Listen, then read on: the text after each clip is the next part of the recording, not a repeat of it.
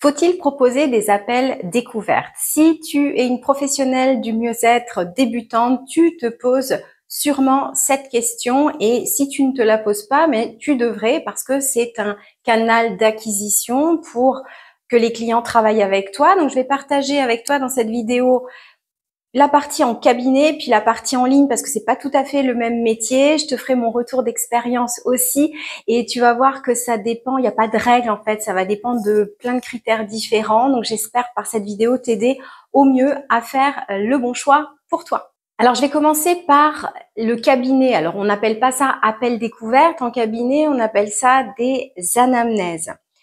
Et les clients vont venir à toi par deux biais, soit des recommandations de prescripteurs qui sont souvent des médecins ou des professionnels paramédicaux. Et puis, les personnes qui vont venir à toi par ton site internet ou encore par recommandation aussi de clients, mais on reste dans la prescription. Alors, dans ce cadre précis, les clients vont t'appeler et en général vont prendre rendez-vous directement, mais tu vas quand même leur demander pourquoi, quelle est la problématique, quel est le sujet de leur appel. Et en fait, tu as deux choix. Tu as le choix de les faire venir à ton cabinet pour proposer juste l'anamnèse sans faire une séance complète ou éventuellement une première séance. Et la question que beaucoup de sophrologues débutants se posent, c'est est-ce que je fais payer la première séance? Alors, moi, j'ai essayé de faire un peu les deux. Mon retour d'expérience. Si tu fais venir tes clients pour juste une anamnèse, alors payant ou pas, c'est pas le problème. Moi, ce que j'ai ressenti, c'est que les gens, du coup, adhéraient et avaient envie de tester et du coup, étaient un peu frustrés parce qu'il fallait reprendre rendez-vous. Et le deuxième souci, je trouve, c'est que comment tu veux savoir si c'est, enfin, en tant que client, comment tu veux savoir si c'est pour toi tant que t'as pas essayé. Donc, je me suis retrouvée avec cette frustration de ma part et de la part du client où je me suis dit non, maintenant, je propose d'essayer une séance de A à Z. Alors maintenant, faut-il la faire payer? C'est fou qu'on se pose cette question alors que dans la vie courante, c'est comme si tu essayais, j'ai n'importe quoi, un nouveau coiffeur et que lui proposait de pas payer parce qu'il est nouveau, parce qu'il a une nouvelle technique que tu connais pas ou tu as envie de te faire une nouvelle couleur et t'es pas sûr du résultat. Mais non, mais tu payes pour essayer des choses dans la vie que tu connais pas, un nouveau restaurant, un nouveau commerce, etc. Alors pourquoi dans le milieu du bien-être, tu sois sophrologue, coach, naturopathe, pourquoi il y aurait une séance gratuite offerte? On se rappelle bien que aux yeux de tout humain, le gratuit a beaucoup moins de valeur que le payant. Ça ne veut pas dire qu'il ne faut pas proposer des choses gratuites. On le verra ensuite pour celles qui se lancent en ligne. Mais en ce qui concerne le cabinet, personnellement, je ne trouve pas juste d'offrir des séances parce que déjà tu payes ton cabinet, tu donnes de ton temps, on ne brade pas son temps. Et je trouve que pour le client, investir de l'argent dès la première séance, ça le responsabilise quant à son mieux-être. Et même si à la fin, il te dit qu'il aime pas ou que ça n'a pas marché pour lui ou qu'il sent qu'avec toi, ça passe pas, il aura fait une expérience. Tu lui auras proposé quelque chose. Donc voilà, à toi de voir, à toi de tester en vrai pour voir par rapport aux clients qui viennent vers toi. Encore une fois, il n'y a pas de règle. C'est à toi de voir ce qui est le plus juste pour toi et surtout par rapport aux clients, ce qu'ils vont te dire. Et en fonction, tu ajustes.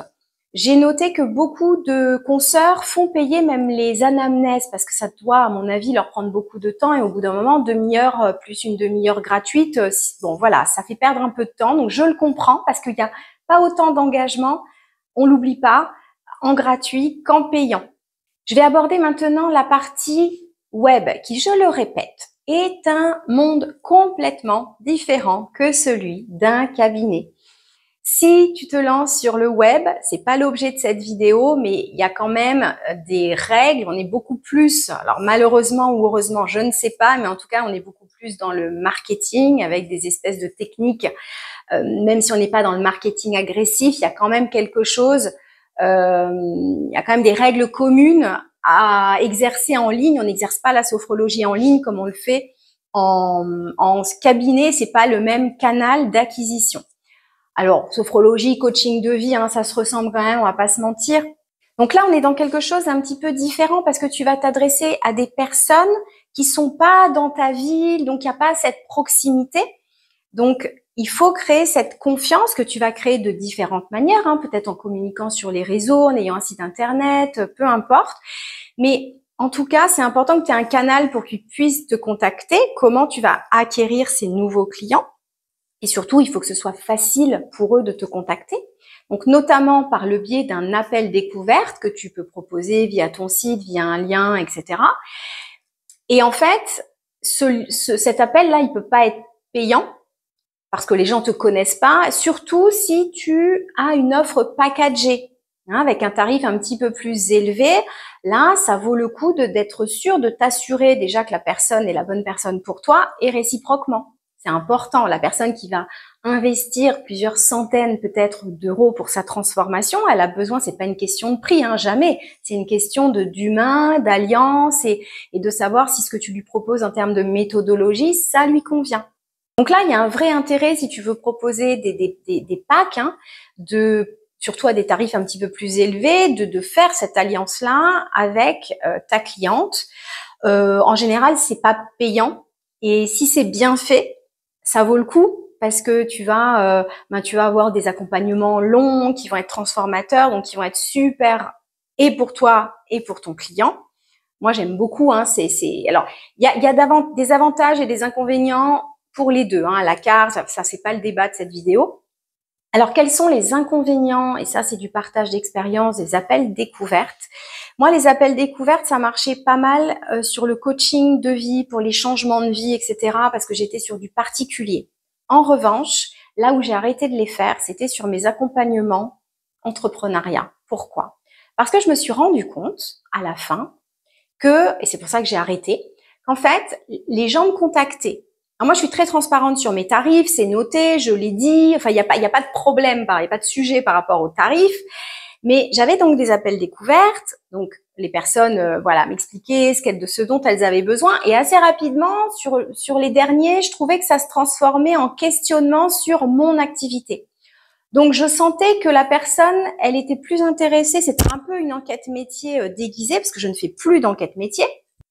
Et donc, pour la petite anecdote, en fait, j'étais un peu frustrée parce que les personnes me demandaient des enquêtes métiers, mais tellement régulièrement qu'à un moment, je ne pouvais plus en faire. Et cette frustration, je l'ai transformée en ce guide. J'ai écrit ce guide, c'est ce qui m'a décidé à écrire S'installer dans un métier d'accompagnement pour mettre le max d'infos pour que tu puisses lever tes freins à l'installation et puis gagner en confiance avec un guide. Si toutefois tu pouvais pas te faire accompagner et pour débuter, c'est déjà super.